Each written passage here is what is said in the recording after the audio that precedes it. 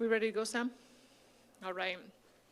Well, good afternoon, everyone, and thank you for joining us today. I'm pleased to be here alongside the Minister of Public Safety and Emergency Services, Mike Ellis, the Minister of Justice, Mickey Amery, the Minister of Transportation and Economic Corridors, Devin Dreeshen. We also have Justin Wright, MLA for Cypress Medicine Hat, and Inspector Ken Haddle from the Alberta Sheriffs, who will share information on progress on our border security initiatives. But first, I'd like to address everyone in regard to the current tariff situation.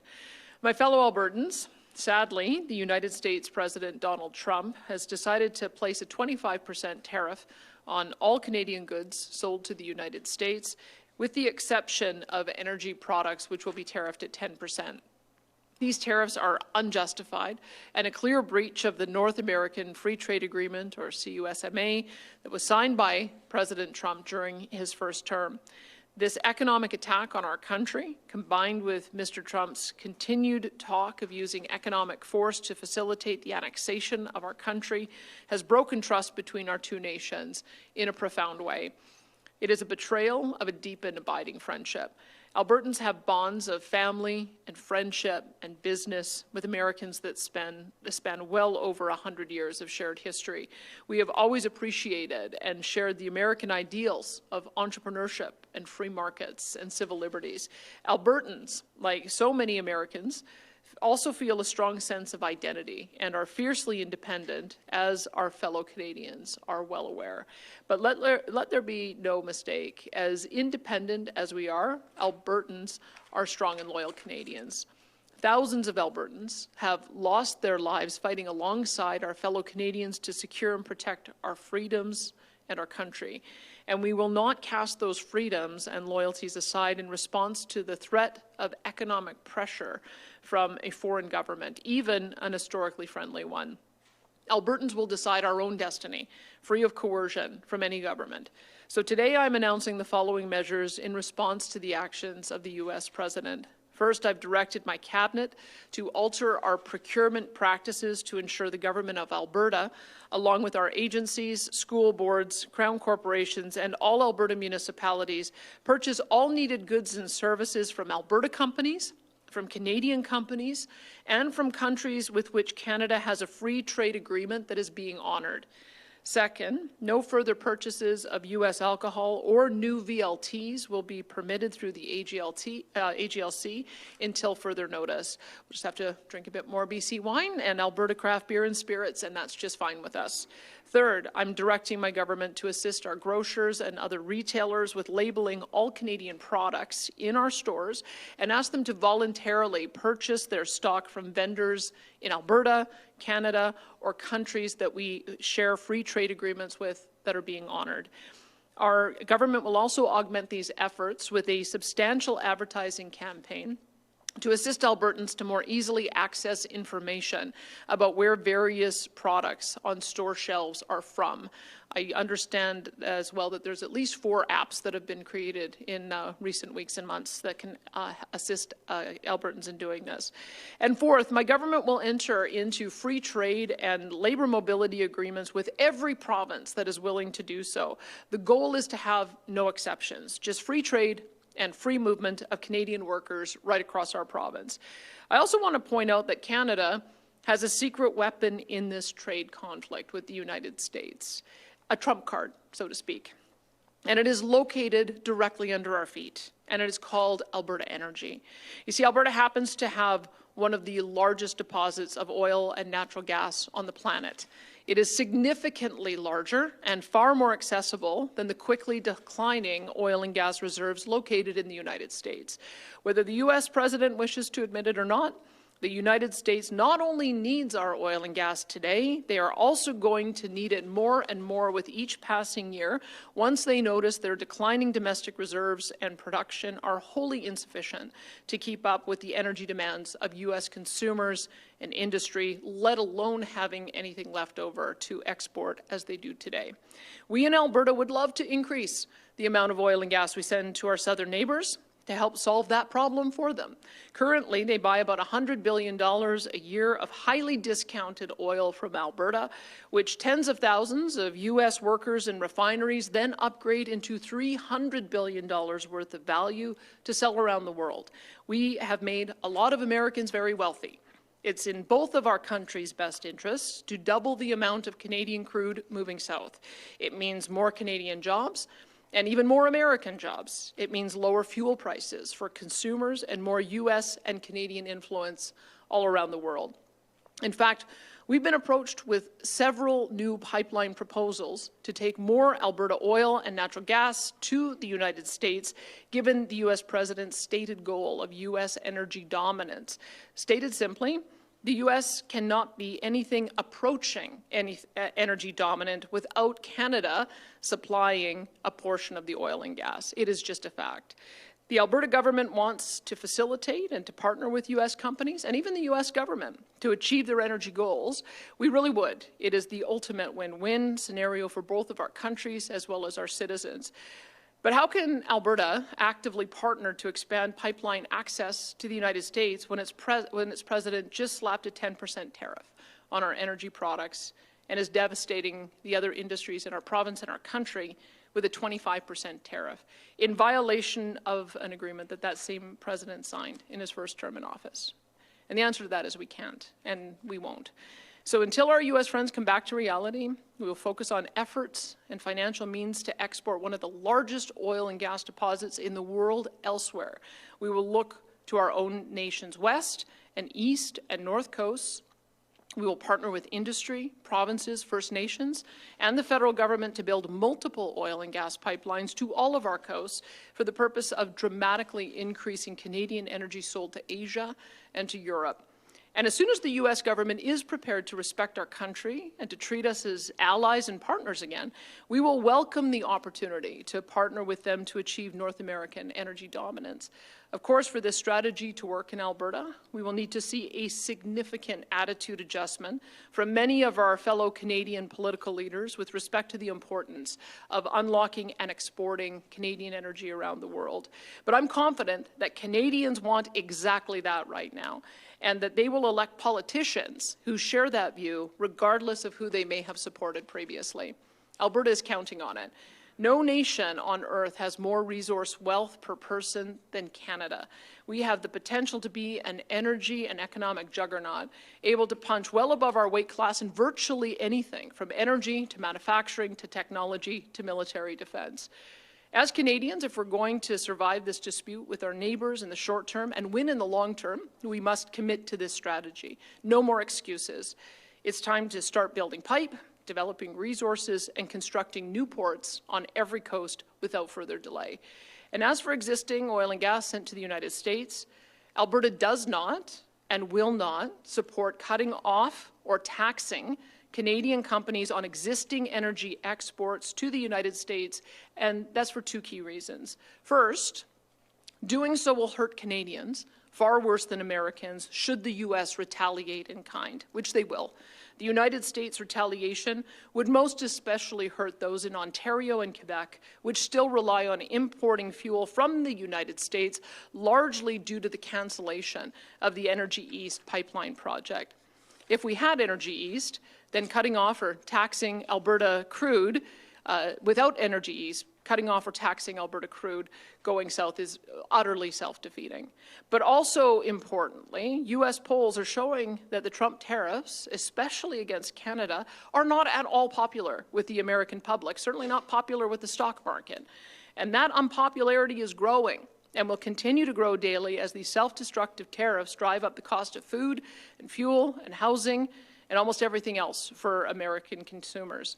Cutting off energy entirely would make Canada the bad guy for Americans, and we don't want that. We want the Americans to blame their struggles on the actual source of their problems, that being the Trump tariffs.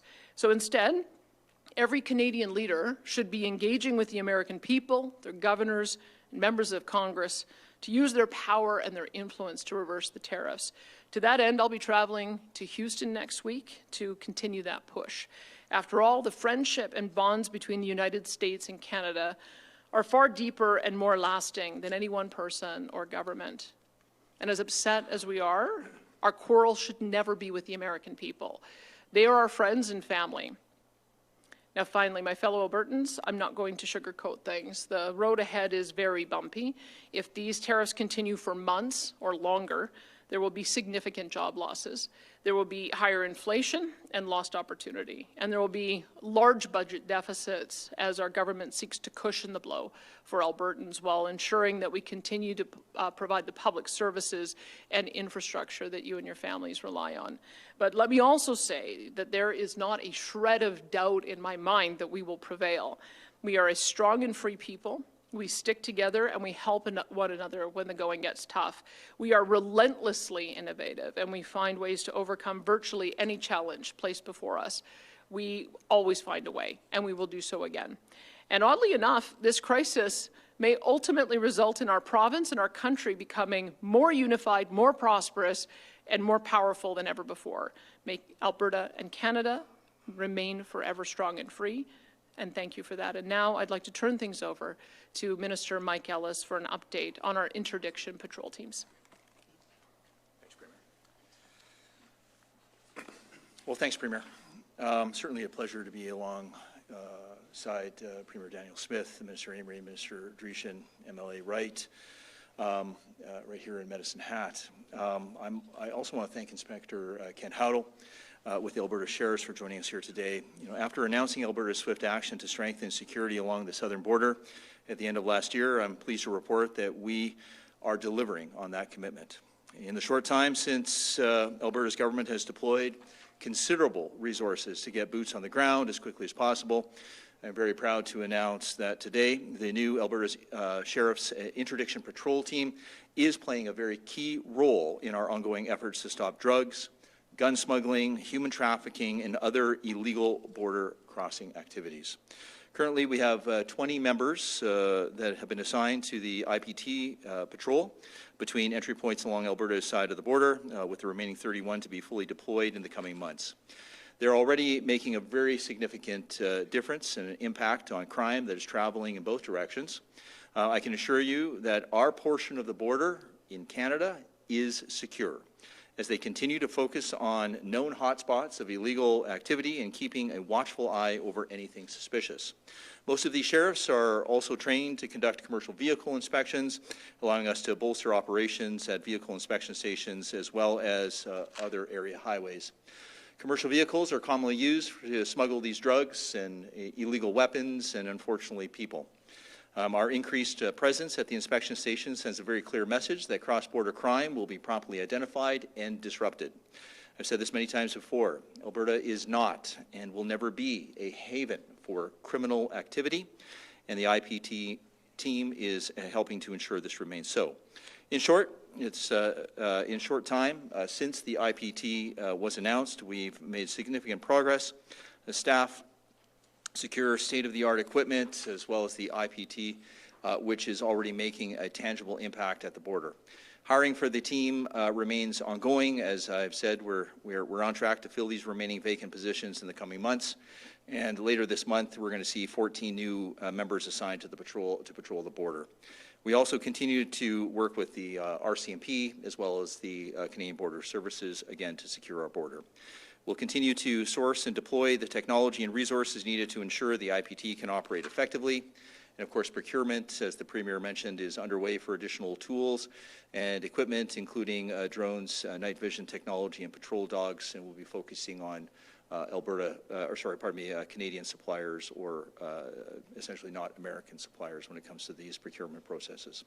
Our steadfast focus, of course, on getting IPT boots on the ground is already making a difference in our communities and transportation corridors. For example, recent traffic stops conducted by the IPT members have apprehended drug traffickers, individuals wanted outstanding warrants, and have removed several impaired drivers from the road. In one instance, a stop was conducted involving a vehicle without a province registration with an intervention into human trafficking, which is unfortunately occurring at our border a little too often than we would like. Our government has been tackling the fentanyl crisis with a multi-pronged approach. Not only do we have our teams here at the border, but we also have been working with municipalities right across Alberta to align community peace officers and police of jurisdiction to combat social and civil disorder, and also our alert team, which is doing a phenomenal job, funded by Alberta's government, has been combating organized crime and fentanyl in the province, and we have seen a lot of success with alert, with the removal of fentanyl super labs, and we have responded to President Trump's concerns regarding fentanyl. Here in Alberta, we are making sure that fentanyl is not an issue. Thanks to the government's $29 million investment in Budget 2025 for IPT, we now have more boots on the ground to detect and intervene with these crimes, and I can proudly say that our border here in Alberta is indeed secure. With the swift action to get these boots immediately on the ground and more soon to come, Albertans are going to make sure that we focus on safety and security, and we'll always be, and this will always be non-negotiable under this government. We're going to continue to do whatever it takes to crack down on illegal activity and that are taking place at our shared border. The work of the public safety is one part to our government's action, and with that, I'd like to invite my good friend, Minister Devin Dreeshen, to the podium to say a few words. Well, thank you very much. It's great to be here this afternoon to share what Alberta Transportation and Economic Corridors is doing our part on our southern border with the United States. We are building 3 new vehicle inspection stations near the border to give our sheriffs dedicated facilities to inspect commercial vehicles, whether they are crossing into the United States or coming into Canada. Now, these stations will be located at Highway 1 at Dunmore in Cypress County, Highway 3 at Burmis in the municipality of Crow's Nest Pass, and Highway 4 near Coots in the county of Warner.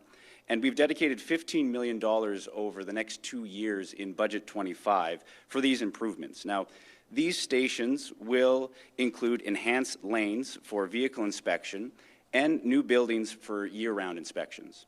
This is an added layer in addition to the existing border stations. And we are also working closely with our highway maintenance contractor to add yet another layer of border security. Security doesn't always have to be complicated or high-tech. A lot of it is based on people.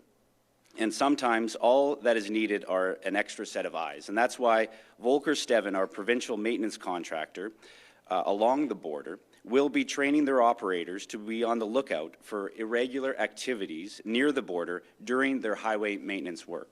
Now, Volker has about 50 operators that work along the border, and they will now be trained to look for and report any suspicious border activity. And I'd like to thank Volker for working with us on this important initiative to secure our border. Now, border security is a priority, and we're doing our part to improve surveillance through these new vehicle inspection stations and with our highway maintenance contractors.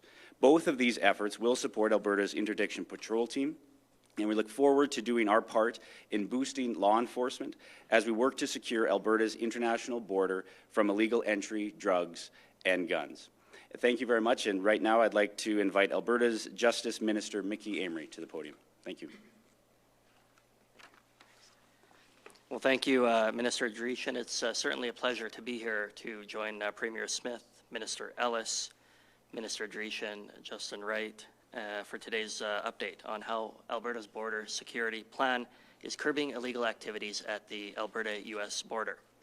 Along with the border security measures that Minister Ellis has been describing, Alberta's government committed in December to creating a 2-kilometer deep zone to be designated as essential infrastructure under the Critical Infrastructure Defense Act. I'm pleased to report that we moved quickly to fulfill that commitment. At the end of January, we amended the Critical Infrastructure Defense Regulation to designate a critical border zone north of the entire Alberta-United States border as essential infrastructure. The Critical Infrastructure Defense Act protects essential infrastructure from trespassing, interference, and damage that could cause significant public safety concerns, social, economic, and environmental consequences. The Act allows Cabinet to make regulations that prescribe buildings, structures, devices, or other things as essential infrastructure. This regulation-making power allows government to respond quickly to emerging events and needs. and a quick response is exactly what our current situation calls for. The international border is critical to Alberta's security, economy, and society. Designating a 2-kilometer border zone as essential infrastructure helps protect public safety and Alberta's economic prosperity by giving peace officers additional tools to address trespassing, interference, and damage. I would like to be clear that any individual who is legally working, living, or traveling in this area may continue to do so. The Critical Infrastructure Defense Regulation will apply when people have no lawful right, justification, or excuse to be in an area. I would like to be also clear that the government does not direct law enforcement on when or how to enforce the Critical Infrastructure Defense Act. It is up to law enforcement to assess the situation and act accordingly. Under the Critical Infrastructure Defense Act, a peace officer may arrest any person who the peace officer finds willfully entering onto essential infrastructure without a lawful right, justification, or excuse. This option is just one of a number of legal tools that the interdiction patrol teams disposal that provides the ability to make an arrest, and it further ensures that the team is well equipped to carry out its important duties. Public safety and Alberta's economic prosperity remain this government's 2 highest priorities. Enhancing security in the area near the international border is a crucial step in addressing both of these priorities, and Alberta's government has been working quickly to protect our border. However, more needs to be done to increase public safety and crack down on the illegal activity that is happening. In February, I, along with the Premier, called on the federal government to repeal Bill C-5 in full and reintroduce mandatory minimum sentences for Controlled Drug and Substances Act offenses. If the federal government refuses to take these actions, we call on them to provide us with the federal funding required for Alberta to take over all prosecutions under the Controlled Drug and Substances Act. With the proposed transfer in federal funding, we are confident that we can meet the demands of these prosecutions should the federal government continue to fail to do so. Our prosecutors have, and they always will, answer the call to ensure that Albertans' safety is at their top priority. Last week, Budget 2025 was introduced, and if passed, will represent a 5% increase to Alberta's Crown Prosecution Service funding. This increase will support recruitment and retention of additional Crown prosecutors so they can continue to effectively manage caseloads and ensure viable criminal cases are prosecuted. This increase will also support the creation of a human trafficking unit, which will be tasked with prosecuting human trafficking-related charges and support police and victims of crime. Whether we are strengthening border security, calling on the federal government to toughen its approach to crime, or investing in the Alberta Crown Prosecution Service, we will continue to make sure that those convicted of criminal offenses are held accountable for their actions so that Albertans can continue to feel safe in their communities. Thank you. I'll introduce Inspector Howdle now. Thank you. Good afternoon. Thank you, Minister. I am pleased to share that we have significantly strengthened the security at Alberta's southern border. I'd first like to extend my sincere thanks to the RCMP and Canada Border Services Agency for their continued work enhancing the safety and security of our border in coordination and collaboration with the Interdiction Patrol Team. These collective efforts have played an essential role in many successes that we've seen since the start of the year and which we expect to see in the future. As Minister Ellis mentioned, we are rapidly building out the Interdiction Patrol Team with a goal of staffing 51 specialized positions in the coming months. By mid-April, we expect to have 34 sheriffs assigned to the team to patrol entry points along the Alberta side of the border. Recruitment for support staff positions, including dispatchers and analysts, is underway. Many of these sheriff positions will be drawn from Sheriff Highway Patrol, whose members have extensive experience investigating criminal offenses and specialized training in conducting commercial vehicle inspections, which have already been proven to be crucial in our progress. Currently, all access points, township roads, range roads, south of and including Highway 3 to the Canada-US border are being actively patrolled by the IPT. Equipment procurement remains a critical ongoing part of this team's success. Our members need and will have specialized gear required to ensure operational agility and accuracy through the southern border region. In addition to night vision equipment to assist the team in their 24/7 operations, work is underway to procure all-weather drones and with infrared capability, as well as trained canines. This includes training for members from within the team to fill specialized roles, such as dedicated drone pilots and dog handlers. Having significantly increased our capacity since the new year, we are already seeing positive results of our bolstered patrol presence. As of today, the Interdiction Patrol Team members operate in 2 mobile, 7-member patrol teams deployed mainly from Medicine Hat, Lethbridge, and Burmis. 6 other members work in teams of 2 deployed at the vehicle inspection stations located on Dunmore on Highway 1, Burmis on Highway 3, and Coots on Highway 4. These teams operate in staggered shifts to increase operational coverage at the stations. The instances of criminal and illegal activity uncovered since the Interdiction Patrol Team began operations speak to the need for continued vigilance and swift-acting law enforcement, as well as the effectiveness of increased and enhanced vehicle inspection capacity. Recent traffic stops conducted during the team's interdiction and border security patrol duties have led to the apprehension of 3 separate individuals in the possession of cocaine with the intent to traffic. In another instance, a stop involving a Quebec-registered vehicle led to the discovery of a person being trafficked. As a result, an investigation has since been opened and remains ongoing.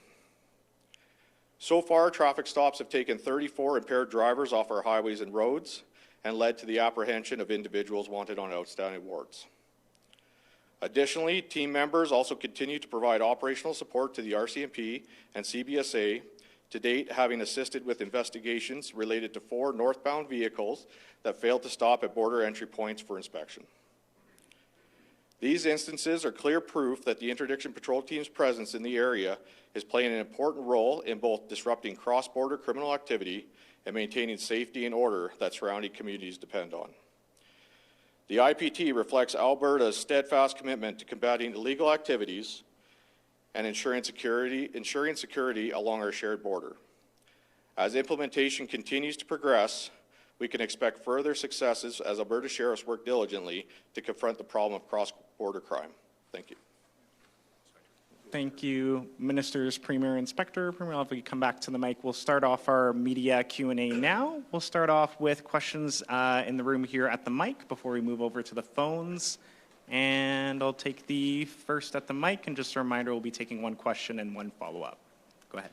Jordan Cannigan with CTV News. I have a question for the Premier, and then perhaps Minister Ellis wants to talk about this as well. We heard a lot today from both the President and the Press Secretary for the President talking about fentanyl and the issues the United States is having with that. The Press Secretary, for instance, today saying that there's been a 2,000% increase in the amount of fentanyl coming from Canada into the United States. I don't know where those numbers are coming from. I don't know if you can dispute those numbers, but how confident are you that the actions that you're taking here in Alberta will address that and at least appease some of those questions that the President seems to be having? Sure. I mean, I don't say it lightly when I say our border is secure. Now, look, do we have a fentanyl crisis in North America? For sure. As previously noted by the RCMP, we have over 4,000 organized crime groups that have set up shop in Canada.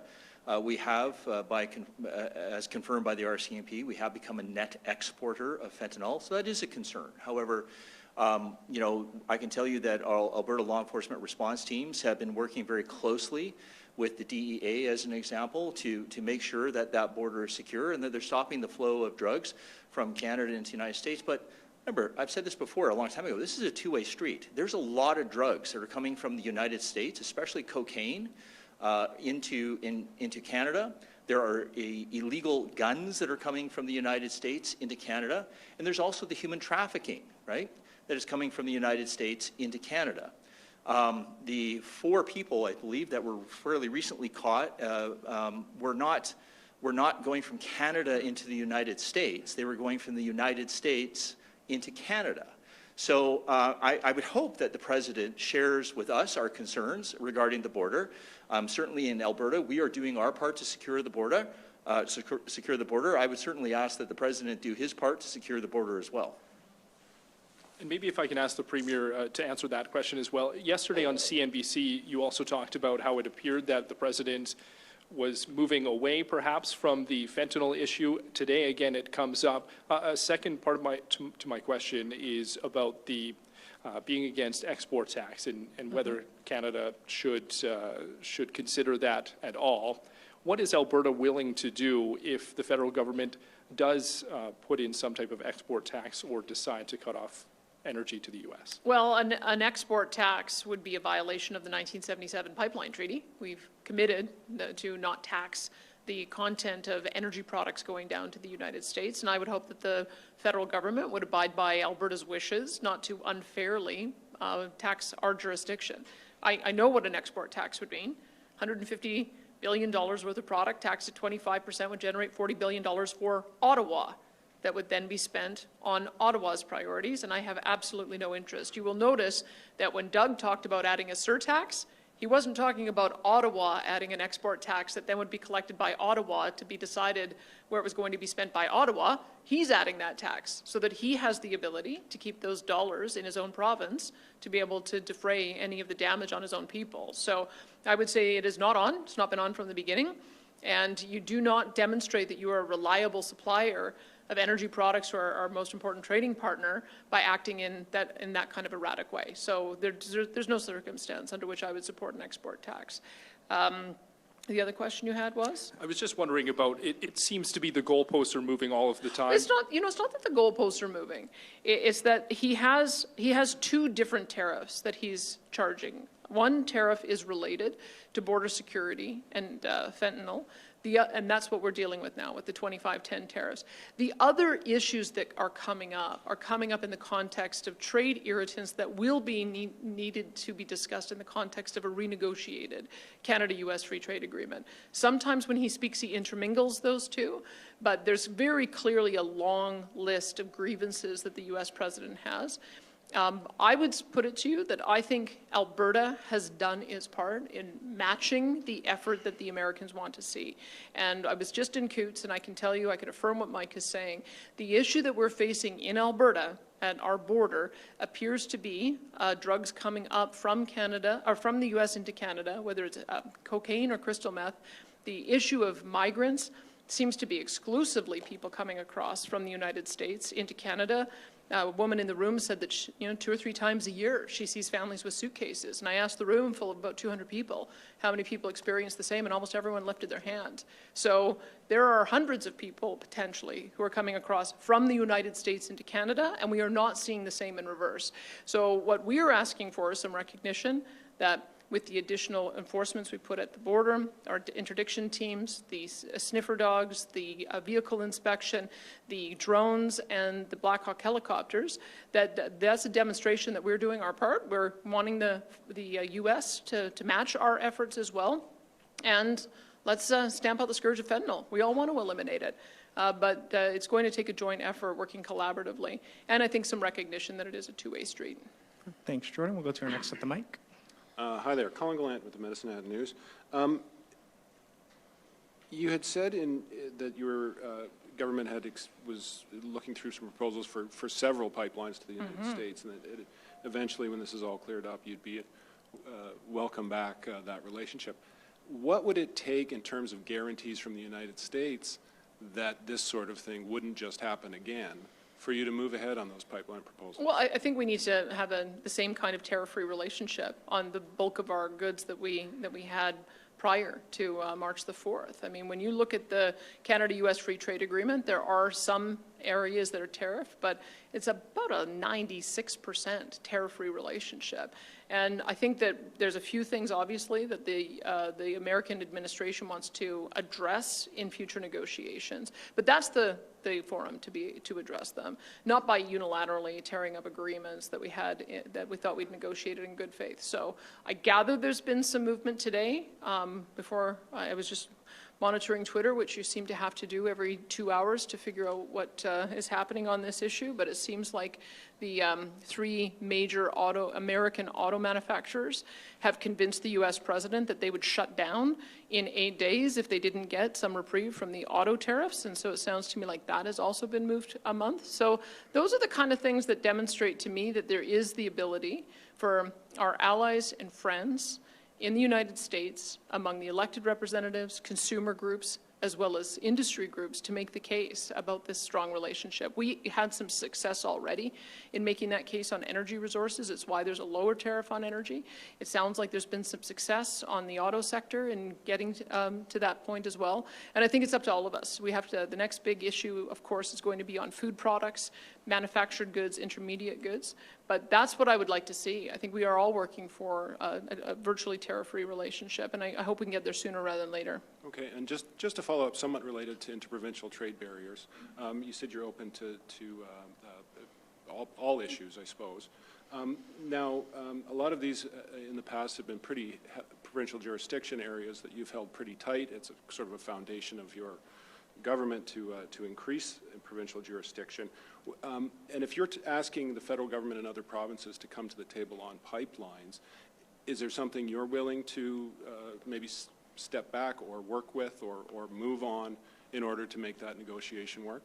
The only issues that where we have unilaterally eliminated interprovincial trade barriers faster and more fulsomely than any other province. So the areas where we still have some additional protections are around hazardous goods, the issues of royalties, and there's 7 professions where we have a higher level of training. I'll give you an example. We allow dental hygienists to do anesthesia. Anesthesia is very dangerous, so you need to have extra training for that. And so there is a little bit of work we need to do on the 7 professions where we have a higher level of training, but there's no reason why we can't have people come here and work and then be able to get that extra training they need to do those extra services. I think those are things that can be overcome, but there are very few areas where we have barriers. We actually have electricity would be one example. We have no barriers on electricity. It's the other provinces that do. We're the only province that has a free enterprise system on electricity. But getting that agreement would involve some sort of major negotiation, wouldn't it? Well, we would just ask everyone else to I mean, I think that's a question for other premiers because they're the ones who don't have a free enterprise system for electricity. We do. We have a multitude of companies that are generators. We've got a free enterprise system where different companies are offering transmission, distribution, as well as retail. So anyone is allowed to come here and go through our process to propose. We don't have barriers there. Thank you. We're going to take one more from the mic and then take a few questions from the phone. Adam McVicker with Global News Calgary. Hi, Premier. Hi. One of the aspects you mentioned there at the start was about some of the steps, number one, procurement, but also with AGLC and alcohol and VLTs. How significant of a step is this, and how will Albertans maybe notice a step like this here in this province? Well, I can tell you that there's $292 million worth of liquor products, U.S. liquor products sold in Alberta in the 23-24 fiscal year. Generated $84 million in markup revenue for the province. And so if you look at that quantum here and then just imagine that we're about 12% of the population, all of the other provinces are doing the same. So I would suggest that it's probably in total somewhere between $2 and $3 billion of impact across a multitude of providers of these products. And we do know that these are the kind of things in the past that has gotten various producers to call their Congress representatives and put some pressure. And so that's part of what we're doing. What we did in identifying some of our issues in supporting, first off, the $30 billion worth of tariffs, it was identifying those products which are easily replaceable with other products so that it does not inconvenience Canadian consumers or doesn't end up pricing them out. And I would say that all of these products that AGLC produces, there are reasonable equivalents from Canadian jurisdictions as well as other jurisdictions that honor the free trade agreements we have with them. And just as a follow-up related to the border, Yeah. how many of these plans have been ongoing, and how many are now in response to this tariff threat at this point?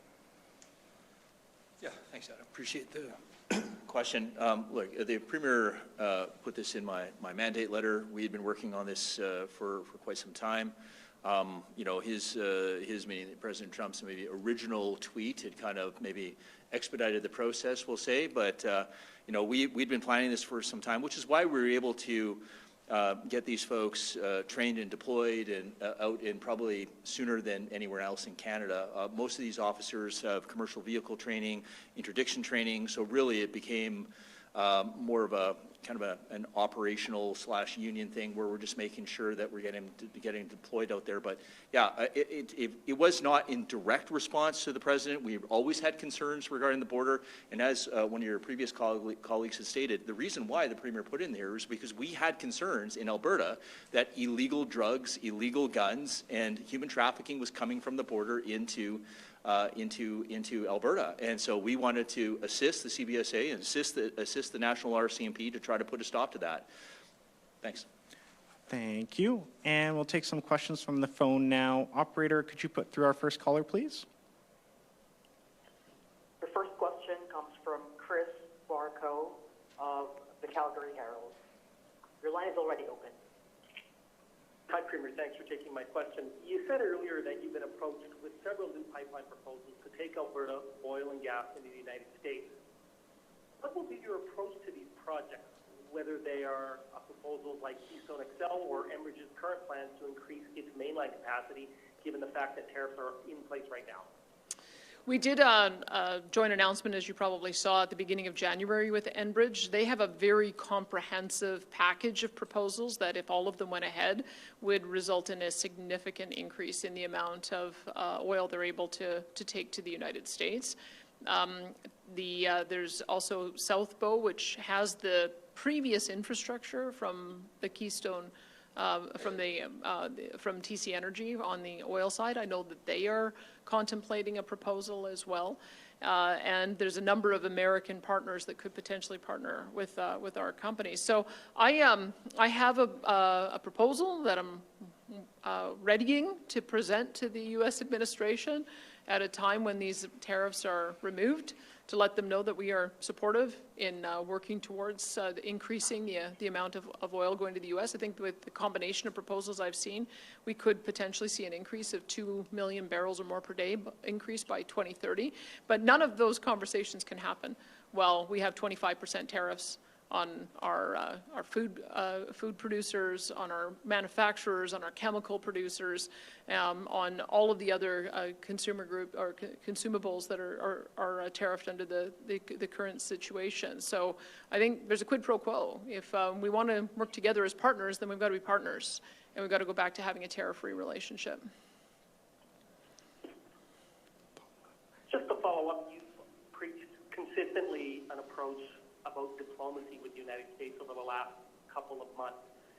Do you think that has failed? Do you think that has to shift now? No, it's been successful. The fact that we saw a 10% tariff rate instead of 25% is a recognition, I think, that energy resources, whether it's oil and gas or critical minerals or electricity, are vital components of U.S. success. That's what we're arguing, is that if you want to be able to exert American influence internationally, geopolitically, through oil exports, you need Canadian oil to be able to backfill so that American consumers are protected.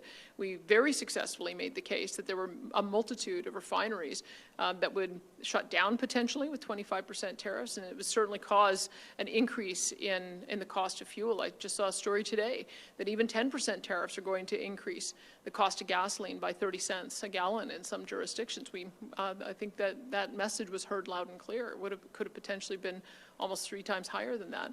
So I would say that we've been able to be successful on making some of those arguments. I think we can make them for food. I think we can make them for intermediate products. But it does take us working with our American counterparts in business as well as in various levels of elected office to press the point for us. I have confidence that we can be successful on that.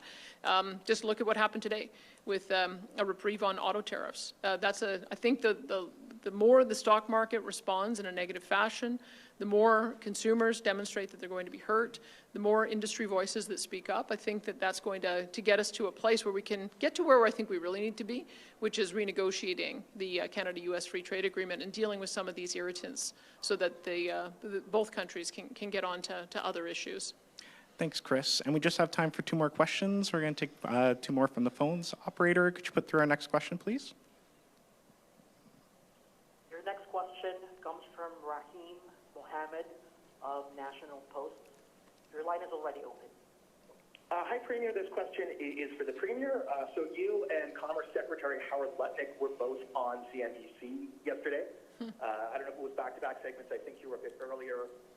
In Lutnick's interview, he seemed to suggest that for the U.S. to back off on tariffs on Canada to Mexico, he wouldn't just need to see improved outcomes at the border, but he'd be looking for a statistical decrease in autopsy deaths from fentanyl. Do you think that's a reasonable bar to hold Canada, and for that matter, Mexico to? Do you think Canada can, be held responsible for fentanyl deaths in the United States, even ones that can't be linked to Canadian products? I guess you'd have to believe that there's no organized crime or cartels operating in America if that was the case. I mean, it seems to me that when we look at where the opioid crisis began, it began because of a pharmaceutical company being irresponsible in marketing it.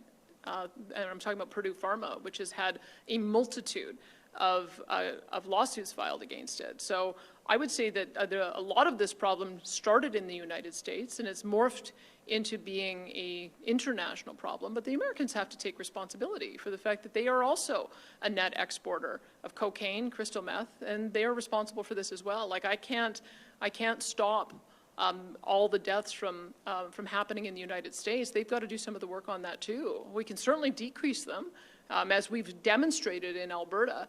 Our approach with our recovery-oriented system of care, getting people on Suboxone and Sublocade, putting people into treatment when they're in corrections facilities, having recovery communities that we're continuing to grow, and all of those various ways of being able to support people in recovery has reduced our opioid deaths by 40%.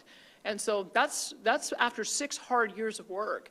So I think if the answer is going to be no one ever dies from any type of drug, if that's going to be the bar, then I think we're going to have we have to have a bit of a reality check. We all have to be doing our part, but I think the Americans also have to accept that some of this is their responsibility too.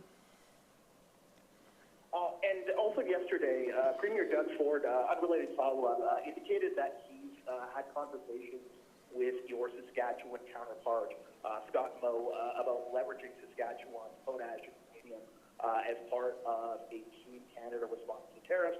Have you had similar discussions with Premier Moe, and do you think that this would be a good course of action, given the sorts of promises Donald Trump has been making to American farmers about their prosperity? I would say that there's 2 ways that we can address the issue of the trade deficit. That seems to be one of the other things that keeps coming up. The Americans seem to be very concerned that, depending on their calculations, that we do not buy as much stuff from them as they buy from us. I don't think that's true, quite frankly. I think if you take out oil and gas, which they clearly need as a raw material, we actually buy more goods and services from the United States, $58 billion more. So I think if you did that calculation, we come out pretty good on that. And so, but if there's some desire to see that be zero, even when you include energy, I guess as I said, there's only 2 options. We figure out ways to buy more from the United States, and I think we can. I mean, I think we need to do more military investment. We can do more procurement that way. We need to build icebreakers. There's lots of components that go into military material that we can also purchase. And so I think that there is a way for us to bridge our NATO gap and buy more from the Americans and also reduce that trade deficit. The other option is we sell them less. We sell them less oil, we sell them less gas, we sell them less critical minerals, we sell them less aluminum, we sell them less nickel, we sell them less uranium, and that's another pathway that we can go down. But I don't think, quite frankly, that is the direction that is good for either of our 2 nations. And so I would far prefer to have a constructive conversation about how we can increase the amount of bilateral trade both ways. Perfect. Thank you. And we have time for one last question. We're going to take one more from the phones. Operator, could you put through our next caller, please? Your next question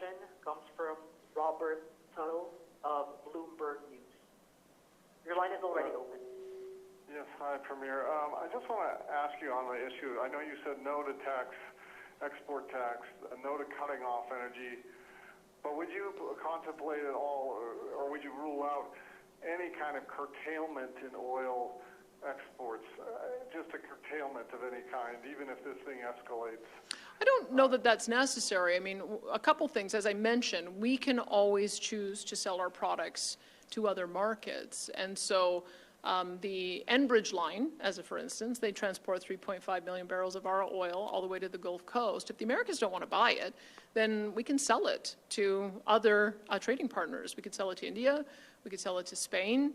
We could sell it to other countries that have heavy oil refineries. If that's what they'd like us to do, I've already told them I'm happy to sell our product somewhere else if they don't want to buy it. We can also do the same thing with Trans Mountain. Trans Mountain, the bulk of the product is going to the United States because the Americans don't have pipelines to their west coast, and so California and Washington and Oregon are cut off.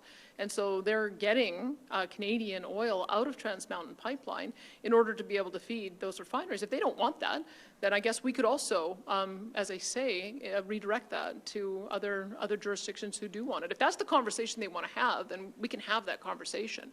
But I don't see any reason why our producers and our Alberta ratepayers should be penalized. I think if we've got a valuable product, then let's sell it to those who want it.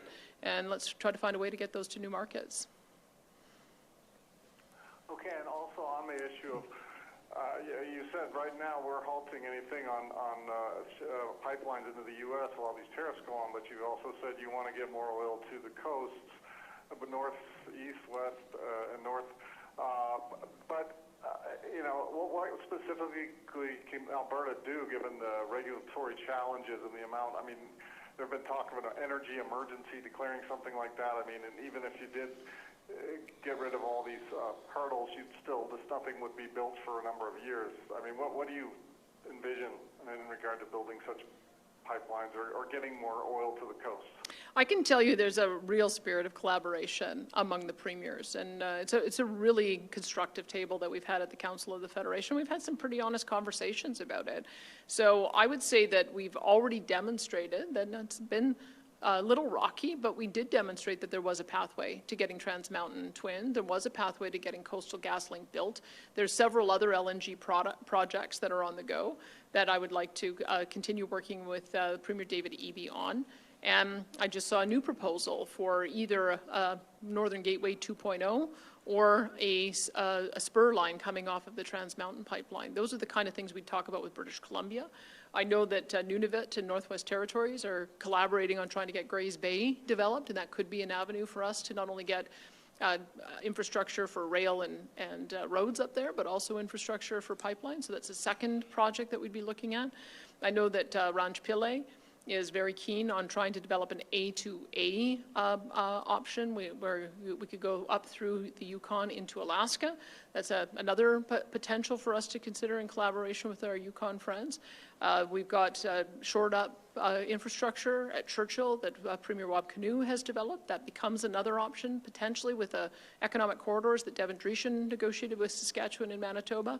James Bay is another way that you could get a spur line going up into the Hudson Bay that would allow for us, especially with icebreakers that we could get from Quebec, to be able to clear the way to have a pathway to go to Europe. And there is a potential for an Energy East 2.0 as long as it doesn't go through Montreal. If we can find another route that could go through an area that is a lot more open to that and open up Quebec's substantial natural gas resources, there's lots of opportunity. And I can tell you that I don't think I've ever seen so much cross-country enthusiasm for talking about restarting some of these projects. The polling that I saw suggests that the support for things like Energy East is well over 70% in every region of the country. And so I think that the next federal government is only going to win if they commit to building more of this kind of infrastructures to the benefit of all Canadians. So I think there's been a sea change in attitude. Perfect. And I think we have one time for a quick question from the mic in the room here. Great. Annie from Radio Canada. I was wondering, do you have any financial aid that you plan to do to help Albertan or small company affected by the tariff? I'm talking about farmers, beef producer. Right. So remember how tariffs work. They're levied by the federal government, so all the money goes to Ottawa. So with 25% tariffs on $30 billion worth of goods going up to $155 billion of goods, depending on how long those last, that could generate potentially, $30 to $40 billion that go to Ottawa. So Ottawa has the means to be able to support the industry, whether it's through an enhanced employment insurance program, which they've already committed to do. They are going to support job sharing so that it's easier for workers to stay employed. That's one thing that they have advanced. We're going to make sure that we are staying close to our industry and getting them to tell us the kind of things that they would need for support. A couple of the things we might need is liquidity support. So if the federal government can offer some low-income bridge loans, either to maintain operations or to help transition into new markets or new products. We've also heard as well investing in better export infrastructure. If this is going to be a long-term approach, then we're going to need more ports, we're going to need more rail, we're going to need more roads. I would think that that would be one of the things that would help our business. New technologies as well, so being able to, having Ottawa assist industry and being able to adopt new technologies that will also allow them to access new markets.